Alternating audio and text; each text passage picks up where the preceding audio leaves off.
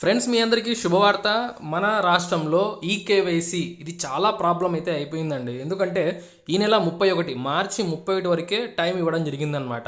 So ఆ ration డీలర్లు అయితే ఇబ్బంది పెడుతూ వస్తున్నారు. అంటే మాకు సర్వర్లు పని చేయట్లేదు, మేము ఇంతసేపు పని చేయాలని చెప్పి. సో ఈ రాష్ట్ర ప్రజలు ఎవరైతే ఉన్నారో చాలా స్ట్రగుల్ అయితే అవుతూ ఉన్నారు. సో అయితే మనకు ప్రభుత్వం శుభవార్త అయితే అందించిందండి.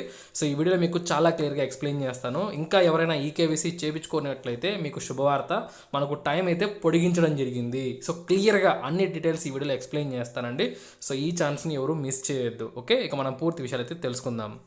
ఫ్రెండ్స్, మనకు ఈ రేషన్కు ఈకేవైసీ కోత అని చెప్పేసి సాక్షి పేపర్లో న్యూస్ ఆర్టికల్ అయితే రావడం జరిగిందండి.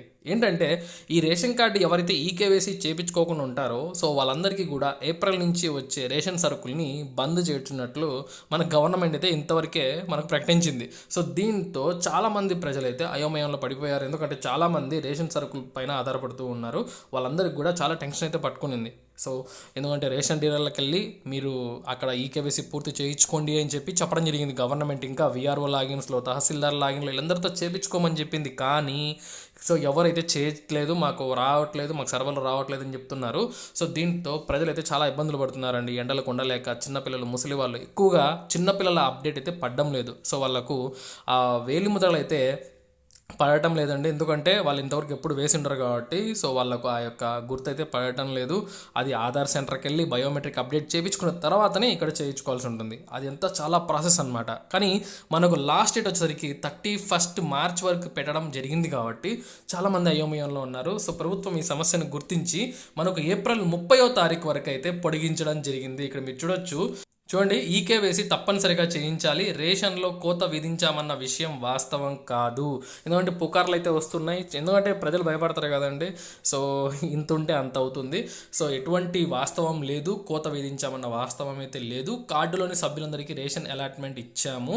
ఈకేవైసీ నమోదు ప్రక్రియ ఏప్రిల్ 30 వరకు పొడిగించారు అని చెప్పేసి పాపారావు గారు, డిఎస్ఓ అండి, ఎన్టీఆర్ జిల్లా సంబంధించిన డిఎస్ఓ గారు ప్రకటించడం జరిగింది. అధికారికంగా అయితే ప్రకటించారు కాబట్టి ఇక మనకి ఎటువంటి టెన్షన్ అయితే ఏమీ అవసరం లేదండి. ఈకేవైసీ ఇంకా ఎవరైనా పడకపోయి పిల్లల అప్డేట్, ఇంకా ఆధార్ సెంటర్లలో టోకన్లు దొరక్క చాలా ఇబ్బందులు అయితే పడుతున్నారు. టెన్షన్ పడద్దండి. ఏప్రిల్ 30 వరకు టైం అయితే ఉంది.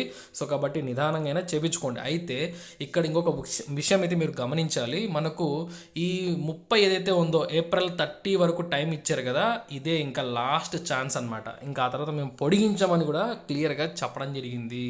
సో కాబట్టి ఈ 30 వరకు ఇచ్చిన అవకాశాన్ని ఉపయోగించుకోండి. ఎలా మేము ఈ అప్డేట్ అంటే ఈ కేవైసీ అప్డేట్ చేయించుకోవాలి, దాని యొక్క ప్రొసీజర్ ఏంటి, ఇది ఎవరి తెలియని వాళ్ళు కింద మన వెబ్సైట్ లింక్ అయితే ఉంది. అక్కడ మీకు తెలుగులో క్లియర్గా అయితే రాశాను నేను. సో అక్కడికి వెళ్ళి మీరు డీటెయిల్స్ చదువుకొని ఏం కావాలి ఏంటి అని చెప్పి తెలుసుకొని మీరు త్వరగా ఈ ప్రక్రియ అయితే పూర్తి చేసుకోండి. సో ఇలాంటి అప్డేట్స్ గవర్నమెంట్ నుంచి ఏమొచ్చినా జెన్యూన్గా మీకు చేరవేయడం జరుగుతుంది అనమాట. మన ఛానల్ని సబ్స్క్రైబ్ చేసుకోండి, పక్కనే బెల్ సింబల్ని ఆన్లో పెట్టుకోండి. ఉంటాను. Have a nice day.